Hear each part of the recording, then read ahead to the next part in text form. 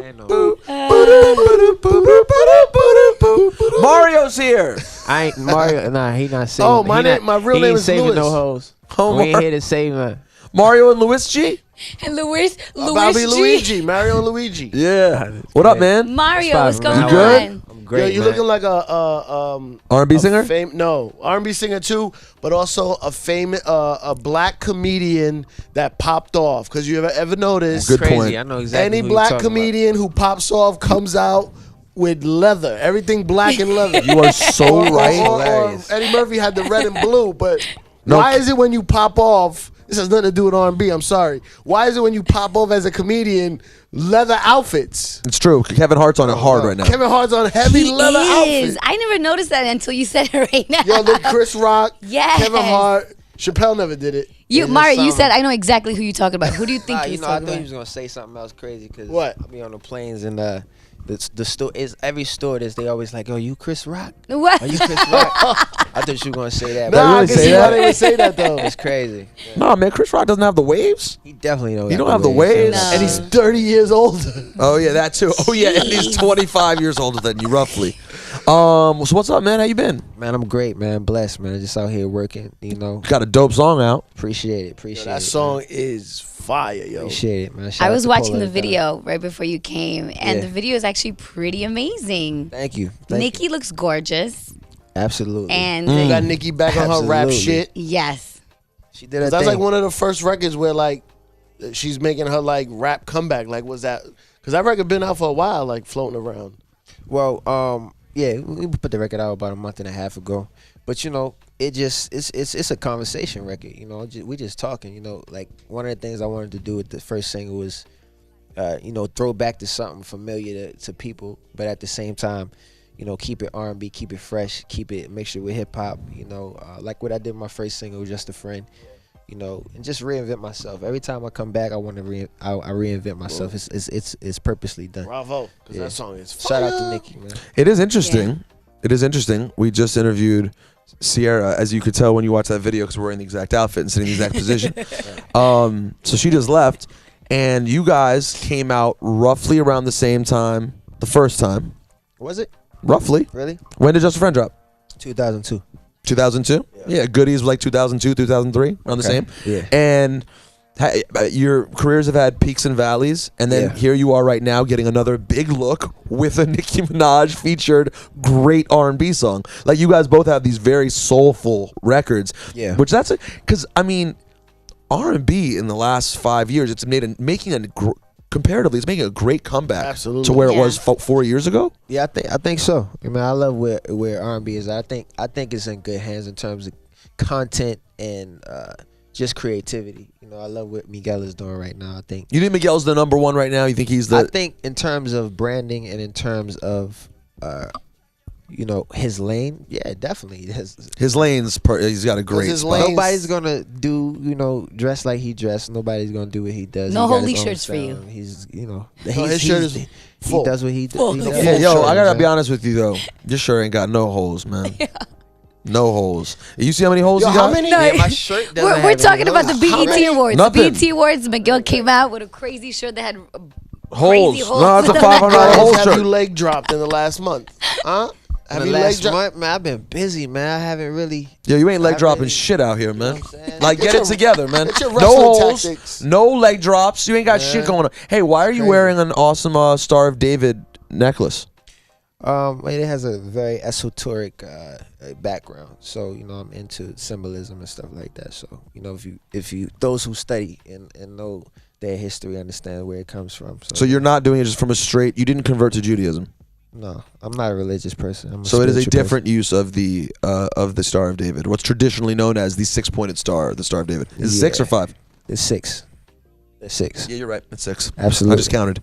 All right, so you're not Jewish. No, I'm not. All right, so Jewish. again, this is Nah. another strike against you. No leg as drops. against Yeah, you? no holes in the shirt. No leg drops. Lucky No you got a hot record, or you would be frozen right now. And a hot video. no conversion to Judaism. I mean, what's going on? So what is it though you think changed? Like, why did all of a sudden there become this period where it just seemed like R&B was not the thing? Like, because it's not even like hip hop was the thing either. I don't think it was ever a point where R&B was not the thing. I think that there's been a transition in music, and I think in the history of music, there's certain times that there's certain types of music that have a peak, and then certain artists that have their runs, and also you gotta understand, like, hip hop artists support each other. You know what I'm saying? Or moguls and certain artists have the mindset or the frame to build umbrellas that allow other hip hop artists to Not yet.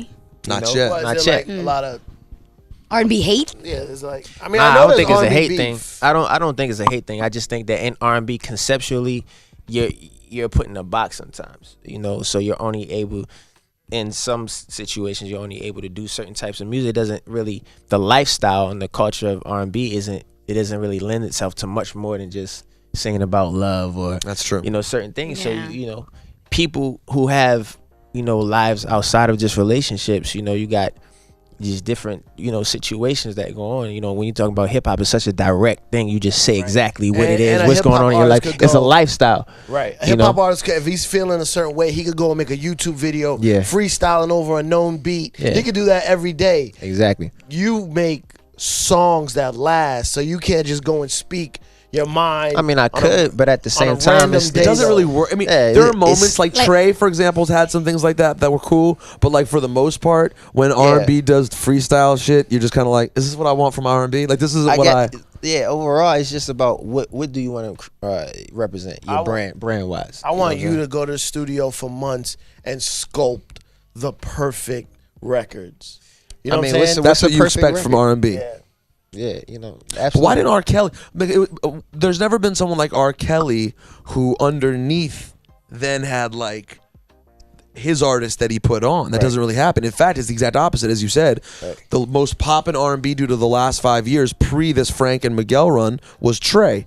Right. And Trey songs and R. Kelly kind of first were like it was kind of weird. Yeah. It was like the opposite of that. Well, he had But I just Bugatti. figured something out. What happened to R&B? What? I'm being serious. This isn't a joke.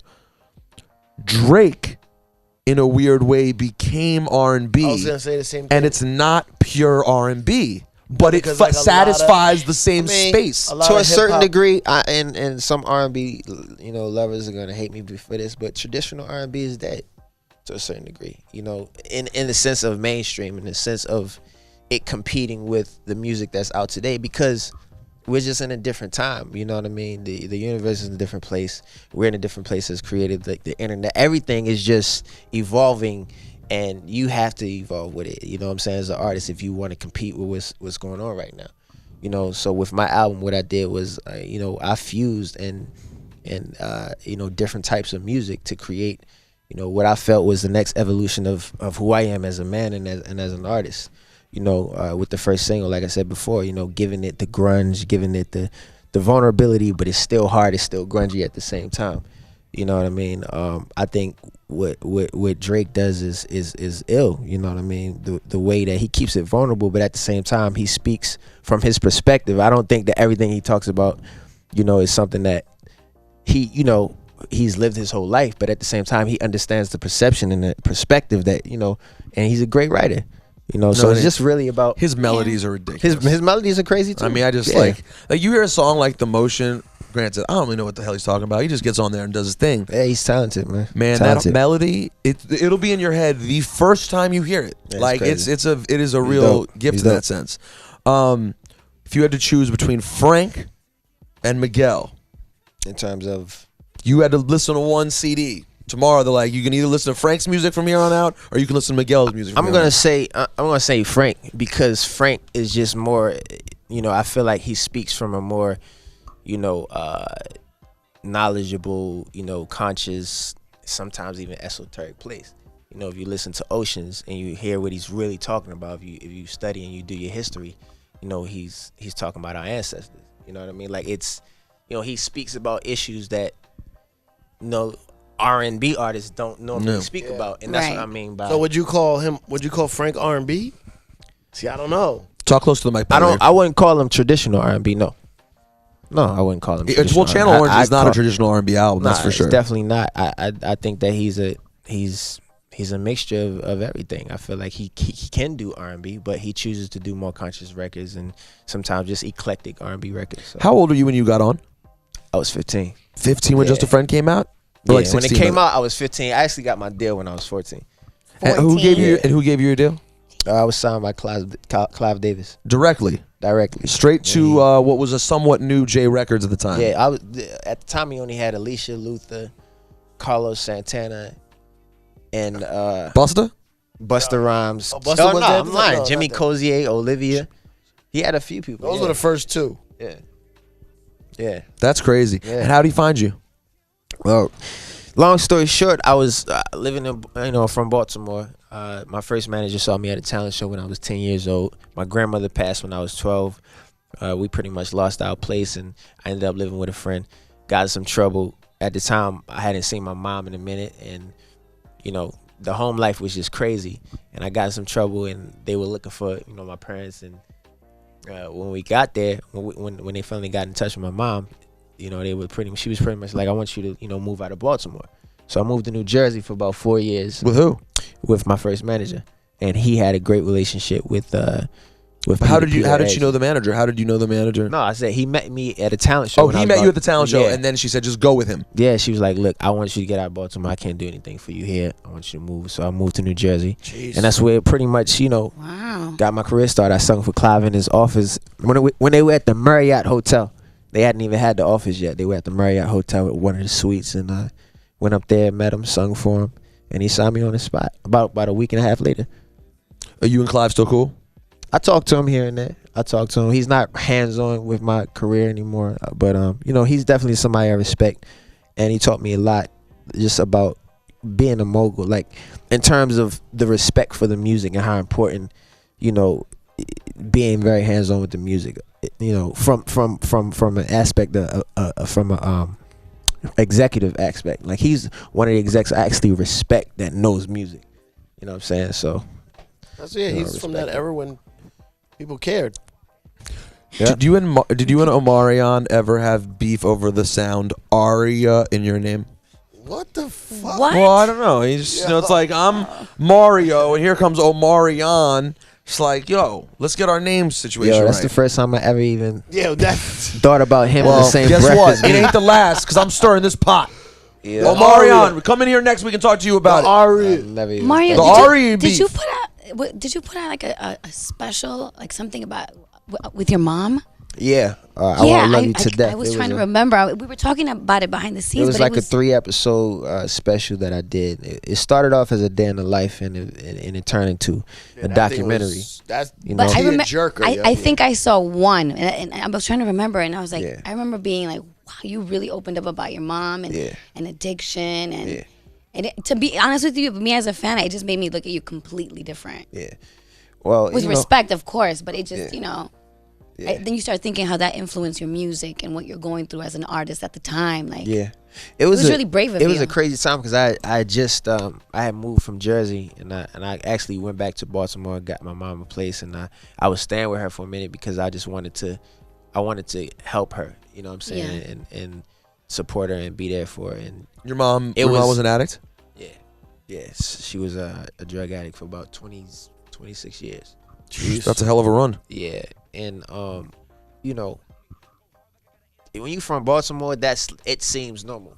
yeah. You know what I'm saying? Like I grew up in a household with 18 people in one house, 2.5 bedroom house. So I saw a lot, from drug addicts coming in and out of the house, needles all over the place, like all types of stuff like that. So it wasn't something that was new to me, but being an adult now at 19 years old and living with my mom and trying to, and trying to support her while still, having a career, that was a turning point in my life, where I realized like how real it was. Yeah, like how do You know you what I mean? balance that? Like you have to paint like a smile on your face hard. every day, That's and something like a 19-year-old can't. It's hard to handle. It matured me a lot, and it taught me a lot about unconditional love. right. Because when you look at somebody like your mom, it's like somebody who's supposed to be nurturing you and giving you, guidance in life about women, or just certain what a mom does, that nurture, that love. And when that's absent, you tend to lean to other things. You tend to lean to women. And because like that was actually, I would say, an addiction of mine for a minute, like women. Absolutely. Just switching women. I mean, it was more, of course, like switching women, but like just through. Would you say you were looking for a more certain type of affection in each one? Absolutely. Yeah. That the nurturing side, just the trying to find that which I was missing in women. Was your dad around? Nah, nope. I got those same issues nurturing but my mom was around, but she wasn't very open emotionally, so I have the same issues. So is that why you're always searching for a big titty to suck on, if you will? Yeah. I knew it. See, I'm able to break you down. Yeah, man. But she's doing well now. That's and good. she's actually writing a book. I just saw the proposal the other day, and when I tell you, reading it, I saw things and learned things about her that I never knew. You didn't even know, right? Of course. Just yeah. things that You she know was it. facing inside. Of course. But you see her side of things. look, man, everybody got a story, but that's just a part of my story. It's not the whole thing, and Yeah. sharing it was something I feel like helped a lot of people. At the same time, it was therapeutic. Where for did it me. air? I Where think did so, this too. special air? It aired on MTV. That's dope. That's really cool. I gotta go back and find it. It's on YouTube, I'm guessing now, right? Yeah, it aired I on need to go find MTV. that. Never saw But there's it? a I saw new that. there's a new chapter, man, and I can't wait for her to share her story. That's awesome. That's amazing. Now, You so help a lot of people. Oh. No, I just want you to understand, when hearing his story, Mm-hmm. when people say to me, "Oh, Rosenberg, you're from Maryland, you're from Baltimore," and I go, "No, Right. I'm not." No. You understand? I do understand. Baltimore is real. See, Baltimore's being from crazy. DC, people always be like, "Oh, Baltimore," because they think of it because it's so close. They don't realize Right. it's a different Another world. universe altogether. Completely I go to different. Orioles game, and then you get back on 95 South, And you keep it moving. and you go right back down to Montgomery County, and that's it. You never go to Hammerjacks? I've What you been- know about Hammer Jacks, man? What's I've been Hammerjack? to Hammer Yo, you know they Jacks. closed it down, right? What is that? Thank They God. closed it. Yeah. Thank God they closed Hammer it. Jacks was What is crazy. it? It was a club. Don't tell them. They don't know. I know. What do you mean? You You're know. I excuse gotta me. say, You don't man, even like know. Yeah. Hammer being a Jacks, hater. That like was you a could club, get it was in a that club. if you was 14 years old, you could get in the It was like the Hammer Jacks. Baltimore okay. Tunnel. All right. Literally right. getting like I it get was it. just I get it. one of them spots. Like everybody, knew about it. It was just it's We- where Baltimore club music was like originated. All that Yo, shit. Baltimore's a crazy place though, because my experiences in Baltimore, like usually going to sporting events, right? And the rich people in Baltimore are so well to do. You know what I'm saying? Like if you live in a place like Pikesville or like one of these places that's like out in Baltimore County that's in a Yep. different, people are very well off. Like there's a rich Jewish community in Baltimore. People have tons Absolutely. of money. And Absolutely. then the hood in Baltimore. But is it's crazy so part hood. is in Park Heights, you got Park Heights and you got Belvedere that kind of splits the hood from the Jewish community, and it's literally like one street that you know. and it just Belvedere turns right there. just turns right there into havoc. Crazy. It's You know what I'm saying? really, Baltimore Is is an anybody interesting standing place. guard on the good side? Like, don't you come over Nah, but here. if you look up, you'll see like blue lights on every single street. It's just like the cameras on every street. I was It's about to crazy. say, But- Baltimore is such an interesting place. Someone should do a really great TV show about the crime no, they did it. and division of yeah, Baltimore's crazy, but The Wire. I forgot about I that. do, Yeah. I do some things in Baltimore. I have a foundation, an organization called the Do Right Foundation, and I work with kids with substance abuse and parents. That's awesome. Yeah, we're in like 3 schools in Baltimore, working on Philly right now, and a few cities. Hopefully we'll be national. in the Baltimore, next- Philly. great, Mario. The next place you could go is hell. That could be you could round it out and do 3. God. Well, there's some rough spots. Baltimore, Philly.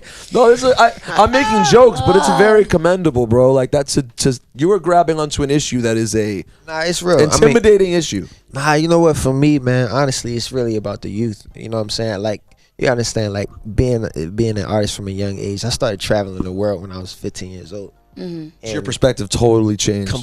Coming from Baltimore, everything. Yo, I tell every kid, get a passport, man. Go somewhere. Yeah. If you can get a Go passport, somewhere. women, whatever. Instead of buying that Gucci bag, go take a trip to somewhere Take a else. You know what I'm trip. saying? Like go, take a nice trip somewhere. But yeah, coming from Baltimore and then being in the music industry and traveling the world, meeting different types of people on different levels. And I'm a very observant person. I ask a lot of questions, so I've learned so much that I feel like I have the tools and I can start the mindset, or give them a psychological platform to start thinking on a different level. You know what I mean? That's same old round and round. You guys should talk about some mental health in the hood. Syph loves talking about mental health in the hood. You ever got therapy? Nah, I never. Therapy for me is going to talk to the kids. That's like therapy. You might want to sit down with somebody. Syph always recommends it. He's all about it. Syph loves therapy. I see. Look, but he seems pretty clear a lot, so my mind is just like I don't feel like I need therapy. He doesn't seem bogged down. I'll be honest. He seems pretty. Nobody seems it in person, in public. But also, is it possible that when he smashed the 20, the 15 or 17,000 women that he smashed, some of it cleared up on its own? You know what I'm saying? The release. Nah, man. I did shit about a year and a half ago. I was celibate for like almost a year. Celibate? Yeah, man. I don't understand that. Go see a therapist. Sit down with somebody. It works. It strengthens your spirit, and I'm telling you, it's like. Well, you didn't do anything. Nothing. No, I'm saying nothing by yourself. No porn. Nothing. I didn't do nothing. Cause I didn't do nothing. But what happened when George did that? Yeah, but He was so focused. What made you say like, okay, this is what I need to do now, and celibacy is the answer?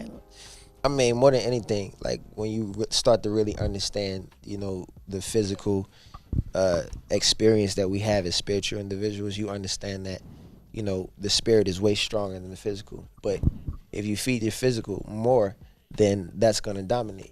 You know what I mean? So I experimented with that, and it's something that I wanted to, I really wanted to go to a higher level spiritually. I felt like it would affect my music differently, would affect, my career, would affect my surroundings, the people I'm surrounded by, and it has. Yeah. Who was the lucky woman? Who got that return? I can't say that. Not The lucky. comeback? I can't say The that. unlucky woman. Yeah, who was that was injured? ravaged. Yeah, that poor woman. Let me tell you something. Because after that one, It could have been Let me tell you ravaged, something. and or it could have been like a Let me 1, 2, tell you 3 something, thing. man. Yeah, but then it was a 1, 2, 3, and again and again. Crazy. And again. Woo! And the crazy Might part make your head blow off. yeah, right, it's crazy. That must have been fun. I'll be honest, it probably felt worthwhile in that moment. Definitely. It was great. Because you spiritually built up. That's great. That's great. Yeah. But then when you got to have that release, if you will, Yeah. that sounds amazing. Yeah, man. This has been interesting. Interesting I learning just about wanna know, Mario. like, you basically, I'm going to say you started Neo's career. How do you feel about that? Why, Syph? Explain. Neo wrote Yeah. the Let Me Love You. the big record. Yep. And that's how I mean, heard of him. he's great. You know what I'm saying? He's actually working on a record right now. A track that I sent him for my album. Neo is great, man. He's always been great. The first time Y'all I met are him. cool. Yeah, that's my dude. We've been great, man. We at the same time, I feel like I didn't even know he was an artist when I first met him. I didn't know he was working on his career. He was very discreet How about did you that. guys meet? Oh, Well, I was in Miami working with Scott Storch, doing like when he was just like doing everything. You know what I'm saying? And Scott had me come down to Miami, stayed at the mansion, worked every day, party. Neo came down maybe like a week after I got there, and we worked for like 3 days, and he wrote like 4 records, and Let Me Love You happened to be the one that I was attracted to the most. I thought that record was a smash, and went in and recorded You were right. it.